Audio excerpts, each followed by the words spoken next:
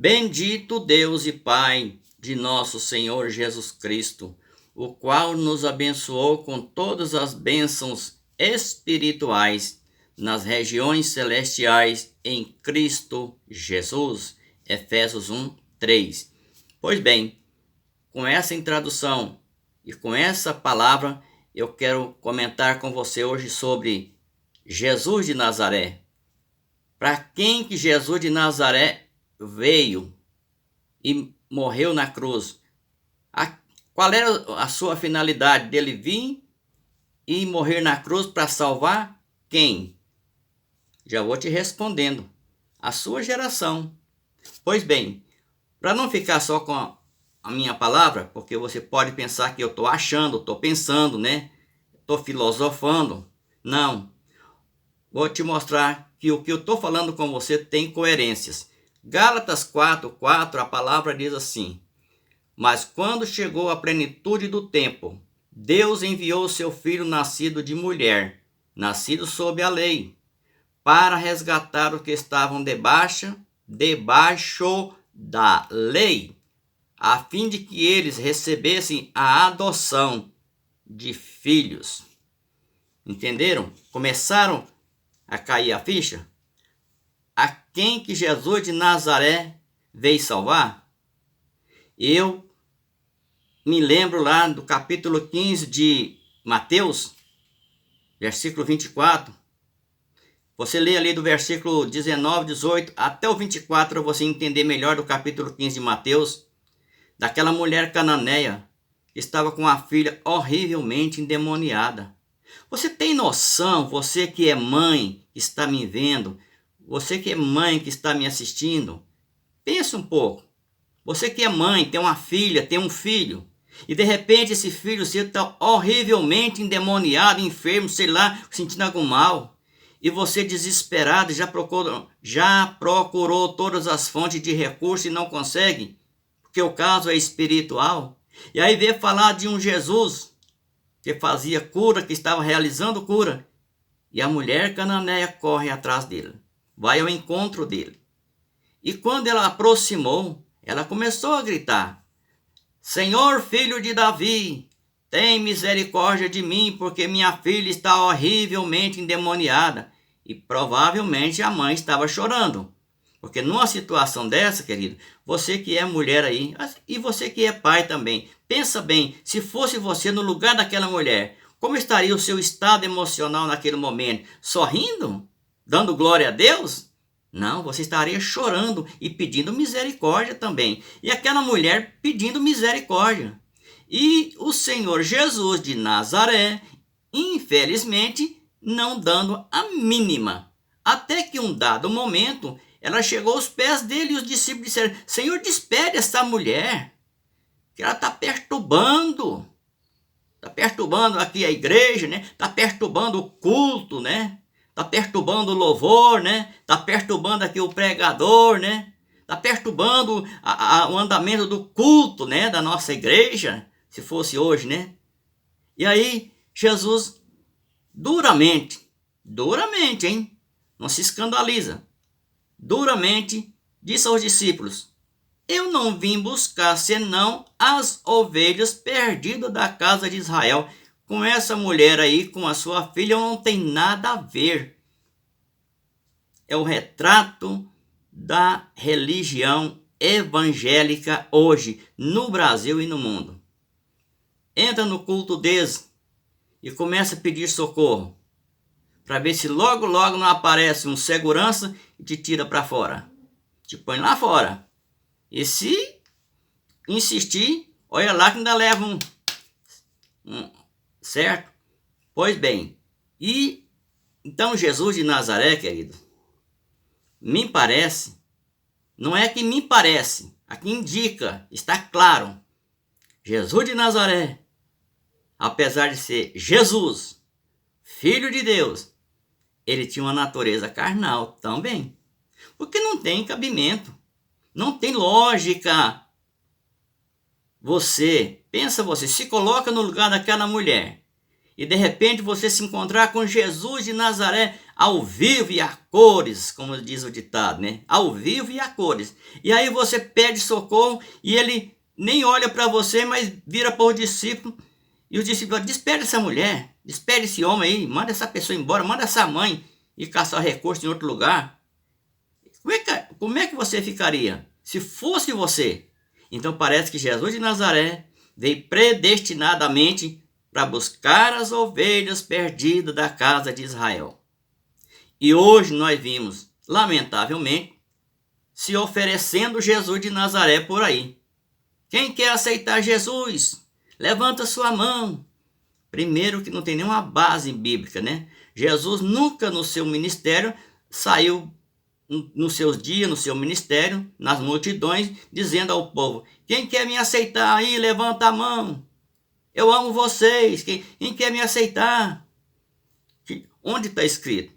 E nem tampouco quando ele enviou os 70 discípulos, que foram os últimos discípulos que ele escolheu, conforme Lucas 10, 70 discípulos que ele escolheu, ele enviou, mas ele fez a mesma recomendação que ele fez em Mateus 6, 10. Ide somente e entrar na casa das ovelhas perdidas de Israel. Não ireis pelo caminho das gentes, dos gentios, e nem entreis em aldeia dos samaritanos. Jesus era um pouco preconceituoso, não era? A palavra, pelo sentido da palavra, a gente percebe. Não é o meu achismo. A gente percebe. E daí, ele mandou, olha, lá em Lucas 10, quando designou também os últimos discípulos 70, em Mateus 6, ele designou os primeiros 12. Em Lucas 10, ele designou os últimos 70. Ele enviou da mesma maneira: vocês só vão apenas das ovelhas perdidas da casa de Israel. Não quero saber de mais ninguém. Eu só vim buscar e salvar as ovelhas perdidas da casa de Israel. E aí, querido? Você que anda oferecendo Jesus de Nazaré. Porque ele hoje não é o Jesus de Nazaré. Ele é o Senhor. Conforme Efésios 4, 5. Há um só Senhor. Efésios 4, 5. Há um só Senhor. E você oferecendo Jesus de Nazaré para o povo. Aceita Jesus. Dou-lhe uma, dou-lhe duas. Quem quer? Quem paga mais? Quem leva mais? Quem quer mais? Vai mais. Jesus de Nazaré. E aí? Se ele veio buscar e salvar as ovelhas perdidas da casa de Israel. Pois bem, agora vamos entrar na segunda parte, a melhor. Essa foi boa, mas para o melhor que eu digo, para o nosso entendimento, fechar esse raciocínio. Mas nós, hoje, nós, do século 20 e 21, não vou falar do ano 70 DC da primeira era cristã para cá, quando o templo em Jerusalém foi derrubado e aconteceu o juízo, né, contra Israel em Jerusalém, e daí para cá estabeleceu a plenitude da graça. O templo hoje não é em Jerusalém, o templo é aí dentro da sua casa, onde você está. Não é a sua casa física, as paredes, mas você e sua família. Aqui em casa sou eu e minha família, o templo do Espírito Santo, onde ele habita. Veja a diferença. Mas como fica a nossa situação brasileiros? Vamos falar hoje uma linguagem assim bem mais, né, direcionada aos brasileiros e também às outras nações que nos ouvem, mas direcionada aqui nós no Brasil. Pois bem, e nós? Como é que fica a nossa situação? Vamos ver o que diz a palavra em Efésios capítulo 1. Efésios capítulo 1. Vamos lá ver o que está acontecendo, ou melhor, né, o que aconteceu. Veja só. Bendito Deus e Pai de nosso Senhor Jesus Cristo, o qual nos abençoou com todas as bênçãos espirituais nas regiões celestiais em Cristo. Antes da fundação do mundo, Deus nos escolheu nele para sermos santos, irrepreensíveis diante dele em amor, e nos predestinou para ele, para sermos adotados como filhos por meio de Jesus Cristo, segundo o propósito da sua vontade, e para o louvor da sua graça, que ele nos concedeu gratuitamente. Viu aí a diferença? Para salvar a nação judaica, as ovelhas perdidas, Deus enviou o seu Filho amado, nascido de mulher, como em Gálatas 4:4 diz, que ele nasceu de mulher e veio para resgatar as ovelhas perdidas da casa de Israel. E do século XX, estou dizendo só do século XX e XXI, os últimos 2 séculos agora que nós vivemos, não falando, repetindo, do século 70 para cá também aconteceu o mesmo. E aí, como é que ficou a nossa situação? Não estamos debaixo da lei, porque ele veio resgatar. Jesus de Nazaré veio resgatar os que estavam debaixo da maldição, porque a lei de Moisés era lei de condenação e morte, 2 Coríntios 3:7. Paulo diz que a lei de Moisés era uma lei de condenação e morte. E nós não nascemos debaixo de condenação e morte. Nós já nascemos, querido, debaixo da plenitude da graça de Cristo. E aí, o que você tem que fazer? Adorar a Deus, glorificar a Deus. Se você não sabe, eu vou te indicar. Adore a Deus, glorifique a Deus, louve a Deus. Louve a Deus de boca, de mente, de coração, com as suas ações, com suas relações pessoais, dentro da família, com os amigos, socialmente onde você estiver. Louve a Deus, adore a Deus, gratidão, gratidão, gratidão. Não temos o que fazer nada. Ah, mas e as obras? É outro caso. As obras é que nos acompanham. Nós não acompanhamos as obras. É diferente. Nós somos escolhidos para desfrutarmos das boas obras. E não as obras que não fazemos obras para ser um mérito de merecimento, porque tudo já foi nos dado. Ele já nos abençoou. E aqui dentro desse texto de Efésios 1:3 a 4, 3 a 6, melhor dizendo, tem uma palavra aqui que os futuristas não gostam mesmo. Isso, eles odeiam. Predestinação. Eu, quando estava lá no sistema religioso, quantas das vezes, até em lições da escola dominical, os autores das revistinhas lá faziam a leitura sobre predestinação, diz que era coisa de espiritismo, que era uma coisa de religiões pagãs, que era não sei o quê. Escuta aqui. Jesus, então você está chamando o Senhor de espírita. Com todo respeito aos espíritos, porque eles também são filhos de Deus. Eles só não são filhos de Deus na concepção dos evangélicos e de alguns católicos. Mas na concepção, no plano de salvação, eles também estão incluídos. Estão num campo diferente. Mas o que é salvo não é a sua carne. O que é salvo foi seu espírito predestinado. Está neles, está em mim, está em você. Então, a predestinação. Quantas vezes eu vi alguns obreiros, onde eu passei por lá, às vezes já com a mente, abrindo a mente sobre a predestinação, e ia falar sobre isso, o pastor dizia, não, isso aí é coisa de outras religiões, isso aqui não se prega. Não se prega o quê, querido? Porque se mostrar a verdade para o povo, quem é que vai querer aceitar Jesus de Nazaré?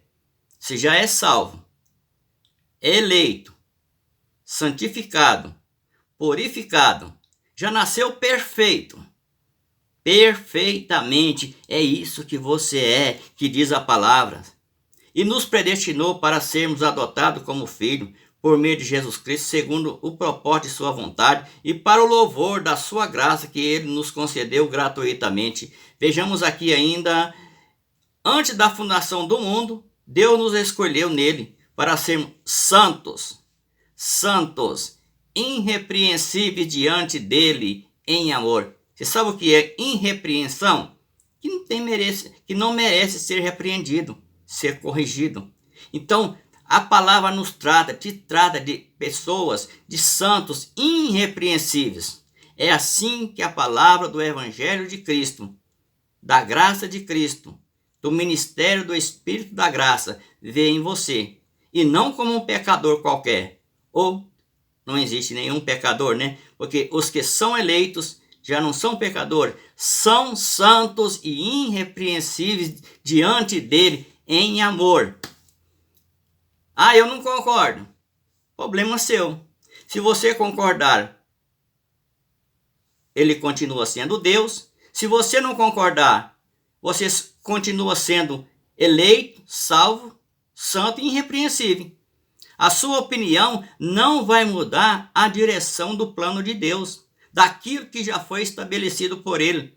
Ele te escolheu antes da fundação do mundo, te predestinou, te santificou, te elegeu para ser santo e irrepreensível dele, diante dele em amor.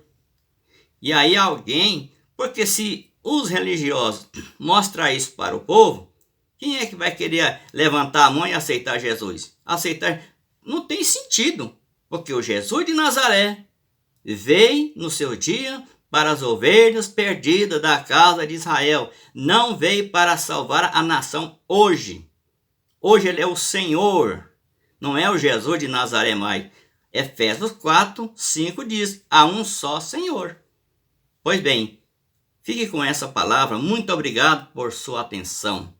Esse é o nosso canal, Graça, Ministério do Espírito. Graça, o Ministério, melhor dizendo. Graça, o Ministério do Espírito. E eu sou o vosso irmão em Cristo, Pedro Donizete, direto da cidade de Anápolis, Goiás, para o Brasil e para mais 150 países no mundo. Estou lá no Instagram, hein? E no Facebook também. Visite-nos lá.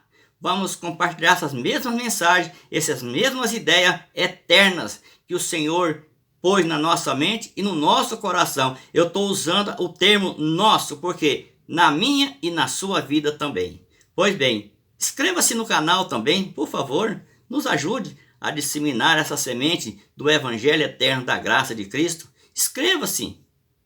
Deixe o seu like, o seu joinha e clique no sininho que está aí ao lado do seu visor, para que todas as vezes que for postada uma nova mensagem da graça, o Ministério do Espírito, o YouTube vai te notificar, avisar que tem uma nova mensagem no ar da graça, o Ministério do Espírito, para nós meditarmos e alimentarmos a nossa alma, o nosso espírito, né? Se fortificar cada dia mais na palavra e nós viver essa plena comunhão que o Senhor já nos concedeu antes da fundação do mundo. Pois bem, fique com essa palavra. Muito obrigado por sua atenção. Muito obrigado pelo seu carinho. Graça eterna.